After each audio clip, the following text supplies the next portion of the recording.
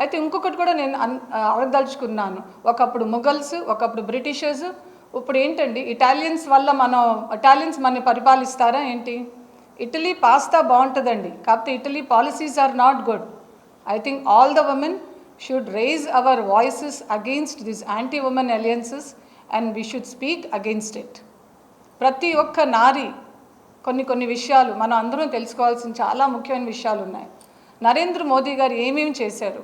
ఆయన ఒక్కసారిగా ఈ బిల్లుని తీసుకొచ్చేసి మన ఏదో పార్లమెంట్లోనో లేకపోతే లెజిస్లేటివ్ అసెంబ్లీస్లో కూర్చోపెట్టాలని అనుకోలేదు. ఆయన ఫస్ట్ మన ప్రైమరీ రిక్వైర్మెంట్స్ గురించి ఆలోచించారు. హిందీలో అంటారు రోటీ కపడా ఆర్ మకాన్, ఇవి మన బేసిక్ కమ్యూనిటీస్. ఆయన వాటి నుంచే మొదలుపెట్టారు.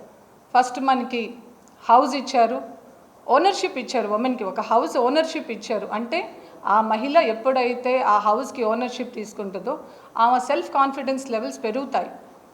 ఆయన వచ్చిన ఫస్ట్ 5 ఇయర్స్లోనే మనందరికీ తెలుసు 10 crore టాయిలెట్స్ స్వచ్ఛ భారత్ అభియాన్ కింద ప్రొవైడ్ చేశారు. అంటే ఒక ఆడపిల్ల ఇంట్లో నుంచి బయటికి వెళ్తున్నప్పుడు టైంకి బేసిక్ రిక్వైర్మెంట్ కోసం అందరికన్నా ఎక్కువ బాధపడేది ఒక తల్లి.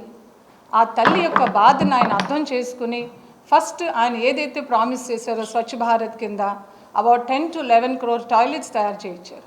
అలాగే అదొక్కటే కాదు, ఇంట్లో పొయ్యి వెలగాలి, పిల్లలు హ్యాపీగా ఉండాలన్నా, ఇంట్లో ఫ్యామిలీ హ్యాపీగా ఉండాలంటే ముందు పొయ్యి వెలగాలి.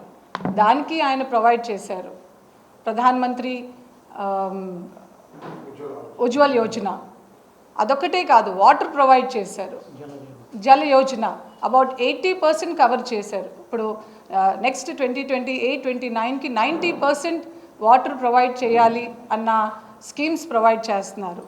అయితే ఆయన అంచెలుగా నారీకి ఇవ్వాల్సిన ప్రావిజన్స్ ఇస్తూ ప్రతి చోట ఉంటుంది నారీ. మనందరికీ తెలుసు.